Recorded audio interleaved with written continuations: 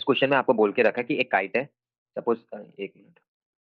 इस क्वेश्चन में बोल के रखा आपको एक काइट है, मान लेते हैं मेरा यहाँ पे काइट उड़ रहा है।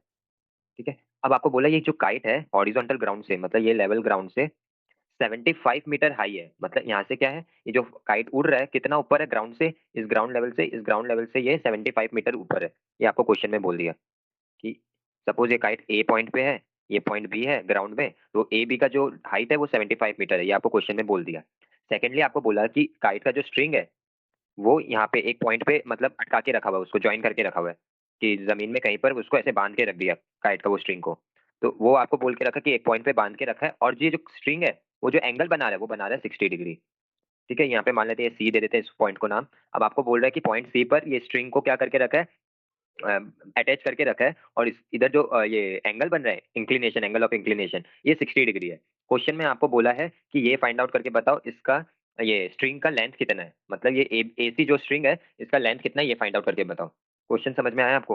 अब हम क्या करेंगे, अब आप देखो आपको दे के रखा है ये परपेंडिकुलर। आपको पता है राइट एंगल ट्राइंगल फॉर्म हो रहा है, तो ये वाला जो 75 मीटर है, ये वाला ए बी साइड, ये आपका परपेंडिकुलर है, ये आपका बेस है, और ये वाला आपका हाइपोटेन्यूज है। क्वेश्चन में आपको परपेंडिकुलर देके रखा है और बोला है हाइपोटेन्यूज का वैल्यू फाइंड आउट करके बताओ कितना होगा। ठीक है, तो आपको पता है कि ट्रिग्नोमेट्री में एक ऐसा रेशियो है जो परपेंडिकुलर और हाइपोटेन्यूज एक साथ देता है, और वो है साइन थीटा। आपको पता है कि साइन थीटा क्या है, परपेंडिकुलर अपॉन हाइपोटेन्यूज होता है। तो हमें तो परपेंडिकुलर क्वेश्चन में दिया ही है और हाइपोटेन्यूज निकालने बोला, तो हम क्या करेंगे, साइन थीटा रेशियो का यूज करेंगे। ठीक है, क्योंकि परपेंडिकुलर और हाइपोटेन्यूज दोनों एक ही रेशियो में आ रहे हैं, तो इजी हो गया हमारे लिए। अब हम क्या करेंगे, पकड़ेंगे इन ट्राइंगल एबीसी, या एसीबी बोल देते हैं, in triangle ACB, sine theta, theta मतलब एंगल होता है, तो एंगल हमें दिया हुआ है साइन 60 डिग्री, 60 डिग्री इंक्लाइंड है, ये क्वेश्चन में आपको बोल दिया। तो sine 60 degree is equal to perpendicular क्या हो गया, ए बी फिगर के हिसाब से, और बेस क्या हो गया हमारा, सॉरी हाइपोटेन्यूज क्या हो गया हमारा, ए सी। अब साइन 60 का वैल्यू आपको पता है कि √3/2 होता है, तो हम यहाँ पे लिख देंगे √3/2। ए बी का वैल्यू आपको पता है 75 होता है, होता है क्या मतलब क्वेश्चन में दिया है, और ए सी अननोन है वो हम निकाल लेंगे। अब आपको क्या करना है, क्रॉस मल्टीप्लाई कर देना है। क्यों? क्योंकि हमें एसी का वैल्यू चाहिए, एसी आपका डिनोमिनेटर में है। हम क्या करेंगे, एसी को इधर भेजेंगे √3 के पास, और 2 को इधर भेजेंगे 75 के पास। तो इसको नेक्स्ट पेज में लिख देता हूँ, ये हो जाएगा √3 ए सी इज इक्वल टू 75 × 2। अब आपको क्या करना है, ये वाला हो गया हमारा। किसी भी पॉइंट में और भी कोई डाउट है तो आप बताना, हाँ, कोई भी डाउट रहने से, क्योंकि डाउट रहने से फिर क्या है, दिक्कत रह जाएगा।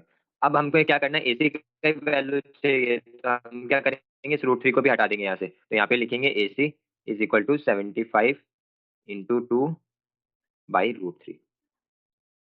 75 × 2 का मल्टीप्लाई कर दो, 150 कर ही दो, 150 √3।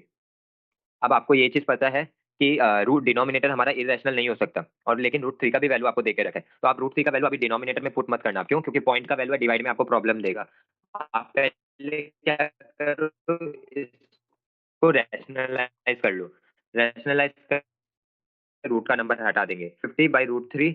अभी जो डिनोमिनेटर में √3 है, इसको न्यूमरेटर और डिनोमिनेटर दोनों में मल्टीप्लाई कर देना। सेम जो डिनोमिनेटर में रूट का नंबर है, वो सेम नंबर न्यूमरेटर और डिनोमिनेटर में आपको मल्टीप्लाई कर देना। तो ऊपर वाला नंबर आपका हो जाएगा 150 √3, और नीचे वाला हो जाएगा, दो रूट का नंबर को आप जब मल्टीप्लाई करते हो तो क्या होता है, रूट रूट ओवर हट जाता है, सिर्फ नंबर रह जाता है, तो √3 × √3 आपको 3 देगा।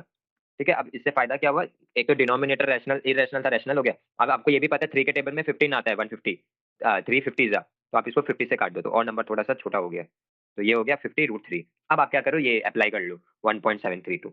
तो हम यहाँ पे लिखेंगे, ये हो जाएगा आपका ए सी इज इक्वल टू 50 √3 है, तो 50 √3 की जगह क्वेश्चन में आपको देके रखा है 1.732, तो ये वैल्यू हम यहाँ पे डाल देंगे।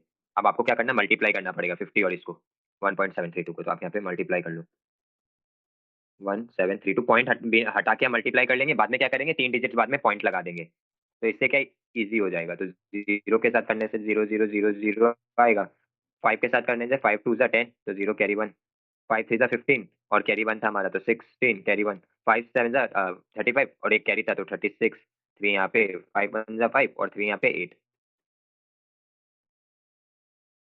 अब इसको हम प्लस करेंगे तो आएगा 800, और क्योंकि 1.732 है, तो हम भी क्या करेंगे, 3 डिजिट पीछे से छोड़ के एक डेसिमल पॉइंट आगे लगा देंगे, तो ये हो जाएगा 86.600। तो इसका आंसर आएगा 86.600 मीटर, जिसको आप बोल सकते हैं 86.6 या 86.60, जैसे आपको सही लगे आप उस हिसाब से लिख सकते हो। मेरे हिसाब से आप ऐसे लिख देना 86.60, तो ये आपका फाइनल आंसर हो जाएगा।